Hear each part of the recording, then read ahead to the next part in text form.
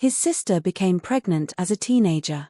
A sentence that echoes through the dark mountains of Tennessee, carrying decades of silence and shame. This is the history of the Sullivan family, whose roots intertwined in prohibited ways deep in the Appalachians, resulting in consequences that would transcend whole generations.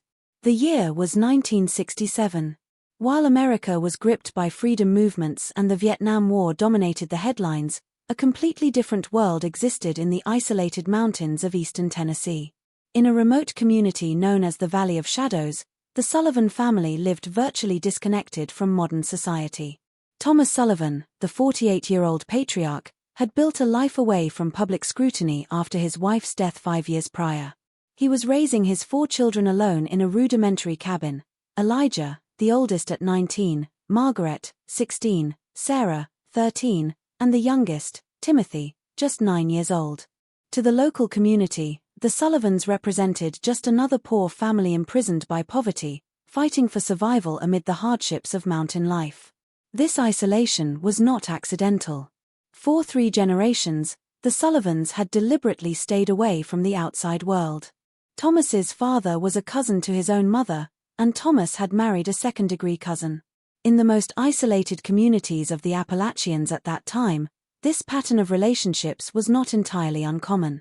The first signs that something disturbing was occurring at the Sullivan home emerged when Margaret, at 16, began to miss classes at the small school. Professor Mary Whitfield, one of the few people who maintained regular contact with the family, noticed the teenager's prolonged absence. "Margaret has always been a quiet but intelligent girl," Mary later reported in her statement. "When she stopped coming to school and her brother Elijah began to make increasingly elaborate excuses, I felt something was wrong." What Mary could not imagine was the dimension of the horror unfolding within that cabin. Elijah Sullivan, the older brother, had developed an inappropriate relationship with his sister Margaret. Taking advantage of his father's frequent absences, who was often away for days working on neighboring farms, Elijah had begun to dominate his sister, a situation that eventually resulted in a pregnancy. "I realized that Margaret was wearing increasingly loose clothes, even on hot days," her younger sister Sarah later recalled. "Elijah forbade us to talk about it. He said Margaret was sick and that it was a family matter." The Sullivan family dynamics were characterized by control and fear. After his mother's death, Elijah had assumed a position of disproportionate authority. Thomas, consumed by work and mourning, failed to realize how his eldest son had twisted the family hierarchy. The situation reached a critical point when Mary Whitfield, the worried teacher, decided to visit the Sullivan cabin after nearly 4 months without seeing Margaret. What she found would forever change that family's fate. It was a rainy October afternoon when Mary traveled the muddy road to the Sullivans' isolated property. Upon arrival, she found Margaret alone, visibly pregnant, and in a state of profound emotional distress. She was sitting in the corner of the house, looking like a completely different person, Mary reported in her later statement to social services. "When she saw me, she began to cry in a way I will never forget." It was at that moment the first layer of the Sullivan secret began to unravel, revealing a behavioral pattern that extended for generations but had never been confronted so directly. Check to see if you are already subscribed to this channel. If you value real stories that expose hidden truths within American society, you cannot miss our next episodes. Every subscription helps us continue revealing these forgotten stories that, as painful as they may be, need to be told to understand our own history. Mary Whitfield's visit to the Sullivan cabin triggered a series of events that would bring decades of family secrets to light. After finding Margaret in an advanced state of pregnancy, the teacher contacted the local authorities. Sheriff John Caldwell, a 54-year-old man who had spent his entire life in the county, was the one who answered the call. Arriving at the Sullivan property the next day, he found a scene that, even after 30 years of police work, would disturb him for the rest of his life. "I entered that cabin and immediately knew something was deeply wrong," Caldwell reported in his 1967 official records. The girl was clearly pregnant. Her older brother seemed threatening, and her father simply avoided looking at any of them. During the initial interrogation, the family tried to maintain the story that Margaret had been involved with a boy from another community who had left to fight in Vietnam. But Sarah, the 13-year-old sister, eventually revealed the truth to the sheriff when questioned separately. Elijah said we were special, were Sarah's words recorded in the police report. He said that in the mountains, old families like ours had different rules from people in the city. What followed was an investigation that revealed not only the improper relationship between Elijah and Margaret but also a disturbing generational pattern. The Sullivan family records, when finally examined, showed a lineage marked by unions between close cousins for at least 4 generations. The case gained the attention of Dr. William Thornton, a physician at the small local clinic who had studied at Johns Hopkins University. Thornton immediately recognized the physical signs of prolonged consanguinity in the family. Timothy, the youngest, had significant learning difficulties and an atypical cranial formation, Dr. Thornton noted in his medical report. Sarah demonstrated severe vision problems and impaired motor development. These are classic signs of a lineage with a high degree of consanguinity. Elijah Sullivan was arrested and formally charged, but the 1967 judiciary in rural and conservative Tennessee was poorly equipped to handle such a complex case. Authorities debated whether to treat it as a conventional crime or as the result of isolated cultural practices demanding a different approach. In the weeks that followed, local social services, which were extremely limited at the time, tried to support Margaret. The 16-year-old was now in her 7th month of pregnancy, confused and traumatized. She didn't fully understand what had happened to her, explained Elizabeth Morrow, the social worker assigned to the case. Margaret grew up in a separate world, where the normal rules of society did not apply. The story of the Sullivans began to spread across the region, first in whispers, and then as a disturbing case study of what could happen in isolated communities. For locals, the situation evoked a mixture of horror and a reluctant recognition that there were mountain families who lived by their own rules. The investigation revealed even more disturbing details about the family dynamics. Thomas Sullivan, the father, had grown up under similar conditions. His own father had married a close cousin, and geographical and social isolation had been a deliberate strategy for generations. Parish records from the small local church dating back to the 1910s already mentioned concerns about mountain families who refused to mix. A pastor from that time had tried to intervene but found fierce resistance and eventually gave up. But it was Margaret's health that now most worried the doctors involved in the case. At 6 months pregnant, she was showing alarming signs. Her blood pressure was dangerously high, and initial examinations suggested the fetus could have serious malformations. A pregnancy resulting from close consanguinity carries significantly increased risks, Dr. Thornton explained in the medical records. The harmful recessive genes, which would usually remain dormant in a diverse population, are much more likely to be expressed when close relatives have children. Knoxville University Hospital, with its lighted corridors and teams of doctors in white coats, represented a completely foreign world to Margaret Sullivan. The 16-year-old, who had spent her entire life in the mountain shadows, was now under fluorescent lights, surrounded by machines whose purpose she barely understood. Dr. Richard Coleman, a high-risk obstetric specialist, took over the case after Margaret's transfer. His first meeting with the teenager was etched in his memory and later in his medical records. The patient showed clear signs of chronic malnutrition and a lack of basic prenatal care, noted Dr. Coleman. Furthermore, I observed subtle but distinctive facial characteristics that suggested she was herself the product of some degree of consanguinity. The initial exams confirmed the local doctor's concerns. Margaret's pregnancy, the result of a union with her biological brother, had multiple complications. An ultrasound, a relatively new technology in 1967, revealed the fetus had abnormal brain development and possible heart malformations.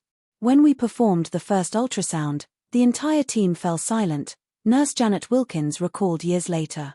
It was an image none of us were prepared to see. As the doctors debated the course of action, Margaret's health continued to deteriorate. She developed preeclampsia, a dangerous condition characterized by high blood pressure. The medical team was forced to induce labor prematurely when Margaret was approximately 32 weeks into her gestation. The birth occurred on a November night in 1967. The baby, a boy, came into the world with multiple congenital conditions, including microcephaly, cardiac defects, and pronounced facial deformities. He was immediately placed in the neonatal intensive care unit.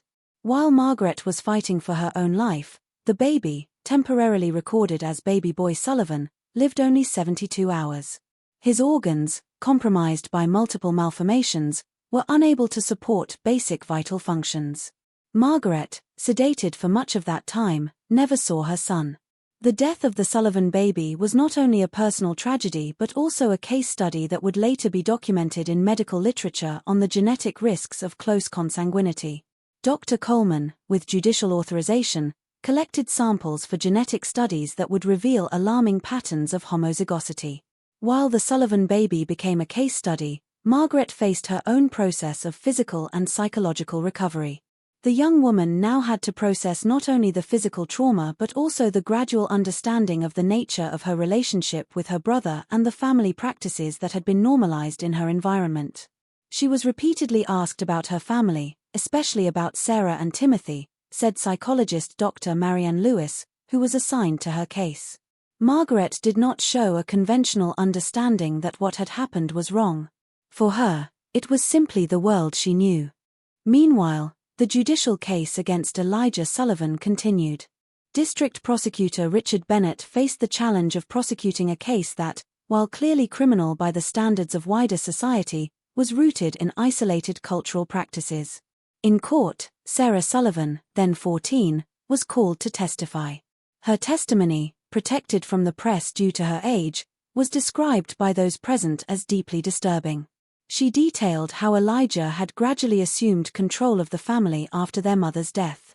Elijah always said the outside world wanted to destroy our family, Sarah's testimony stated.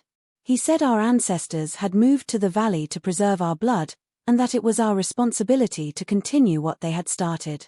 I want you to say in the comments, the truth needs to be exposed even when painful. This message represents our collective commitment to revealing stories that, however difficult, help us understand the complexity of the human condition. When the fall of 1968 painted the Tennessee mountains with shades of red and gold, the Valley of Shadows looked the same to the untrained eye. But for those who knew its recent history, something fundamental had changed. The Sullivan cabin remained in place, but it stood empty, its darkened windows like closed eyes. Elijah Sullivan had been sentenced to 15 years in prison, a sentence considered severe at the time. Judge Arthur Blackwood, in delivering the sentence, made it clear that the case represented a line that could not be crossed, even in the most isolated communities. Traditions have their place in society, Judge Blackwood said. But when cultural practices result in evident harm to vulnerable family members, the law must intervene. Thomas Sullivan, the patriarch, faced his own judgment for neglect and passive complicity. Although he received a suspended sentence due to psychological evaluations that identified limited cognitive capacity, possibly a result of generations of consanguinity, he permanently lost custody of his minor children. For Sarah and Timothy, the younger siblings, a new phase of life began. Initially placed in temporary homes, they were eventually welcomed by adoptive families. The adaptation process was particularly challenging for Timothy, whose cognitive limitations required specialized care. Timothy had not only intellectual challenges but also a profound confusion about basic social norms, his adoptive mother, Ruth Campbell, explained in later interviews. He had grown up in an environment where family boundaries were distorted to the point of being unrecognizable. For Sarah, the transition was different but equally complex. Intellectually insightful, she wrestled with conflicting feelings of family loyalty and a growing understanding of the abnormal character of her upbringing. I loved my family, Sarah confided to her therapist. But as I started living with my foster family and attending a normal school, I realized that what happened in our cabin was not how other families lived. Margaret, meanwhile, faced her own process of recovery and rediscovery. After months in a specialized institution, she was gradually introduced to a semi-independent living program. By 1970, at age 19, she had developed basic skills to function in wider society, although the emotional trauma remained deeply rooted. Margaret has made remarkable progress considering her starting point, Dr. Lewis noted in her final report. She learned to read more fluently, developed basic social skills, and began to form a healthier understanding of appropriate relationships. One of the most lasting consequences of the Sullivan case was its impact on the medical and scientific understanding of consanguinity. The genetic samples collected from the deceased baby and subsequent studies of the family lineage became reference material in research on the effects of unions between close relatives. Dr. Thornton, continuing his work in population genetics, identified what he called the Sullivan effect, the exponential increase in genetic risks when a lineage already compromised by generations of consanguinity experiences a sibling union. The Sullivan case allowed us to document how risks accumulate across generations, Thornton explained in a lecture at Johns Hopkins University in 1973. Each generation of close-kin unions increases homozygosity, the presence of identical genes inherited from both parents. Case studies from the Sullivans significantly contributed to the development of genetic counseling as a medical discipline. As the 1970s advanced, doctors began applying these lessons not only to isolated communities but also to populations with high rates of consanguineous marriages around the world. In 1975, nearly 8 years after the initial events, a university documentary film team visited the region to produce an educational film about isolated Appalachian communities. While it did not mention the Sullivans by name, the documentary Mountain Shadows addressed issues of isolation, poverty, and marriage practices in remote communities. One of the most impactful moments was an anonymous interview with a young woman that informed viewers recognized as Sarah Sullivan, then 21 years old. With her face obscured and voice altered to protect her identity, she offered a unique perspective. "Outside, people see only the horror of the situation," she said in the documentary. And yes, it was horrible. But it was also our daily reality. We grew up believing the outside world was dangerous and that only our family was safe. The winter of 1990 arrived early in the Tennessee mountains, covering the peaks with a white cloak in November. In the small town of Cedar Ridge, approximately 70 kilometers from the old Valley of Shadows, nurse Sarah Morris, formerly Sullivan, watched the snow through the window of her small home. At 36, Sarah had built a life few could have predicted. A nursing graduate specializing in rural health, she had married David Morris, a local teacher, and they had adopted a girl, having consciously decided against biological children based on her family history. "Before we married, I told David everything about my family," Sarah wrote in a personal diary, later donated to the University of Tennessee. "I explained the genetic risks I might carry and my fear of passing on any hereditary predisposition." One December morning that year, Sarah received a letter that would reopen chapters of her life she had worked hard to reconcile. The letter was from Elijah, her brother, who had been released from prison 3 years prior after serving his full 15-year sentence. "Dear Sarah," the letter began. "I know you probably don't want to hear from me, and I understand if you throw this letter out without reading it. But if you are reading this, I want you to know I have spent the last 20 years trying to understand what I did and why I did it." For Sarah, the letter represented a collision between her carefully compartmentalized past and the life she had built. For years, she had balanced 2 identities: Sarah Morris, the respected community nurse, and Sarah Sullivan, the survivor of a family marked by practices society considered abominable. After days of deliberation, Sarah decided to respond to Elijah's letter, starting a cautious correspondence that would eventually lead to a supervised meeting in 1991. This reunion, facilitated by a specialized family therapist, marked a significant moment not only for the Sullivan siblings but also for the professionals who had followed the case for decades. Margaret Sullivan had followed a different path. After years in support programs, she had found stability working in the kitchen of a Knoxville hospital. Refusing to change her last name and maintaining a consciously limited connection to her past, she had developed a quiet but functional life. In 1992, when academic interest in the Sullivan case resurfaced on the 25th anniversary of the original events, Margaret surprised many by agreeing to participate in an interview for a study on resilience in trauma survivors. "People always ask if I hate my brother or my father," she said in the interview. "The truth is more complicated. How can I completely hate people who, in their own distorted way, believed they were following the rules of the only world they knew? But also, how can I not feel angry for what was taken from me? Both things are true at the same time." Timothy Sullivan, the youngest member of the original family, continued to live in a support facility. His cognitive and physical problems, possibly resulting from generations of consanguinity, had limited his options. But within a structured environment, he had found a measure of satisfaction. The scientific and medical impact of the Sullivan case continued to evolve with advances in genetics. In the 1990s, with the development of more sophisticated genetic analysis and the Human Genome Project, researchers revisited the preserved samples and case data. In 1995, the Tennessee Health Department established the Mountain Health Program, an initiative designed to provide health education and medical services to isolated rural communities. Though never explicitly mentioned, the program was widely understood to have been inspired by the lessons learned from the Sullivan case. The old Sullivan cabin, abandoned for decades, finally collapsed during a winter storm in 1997, symbolically marking the end of an era.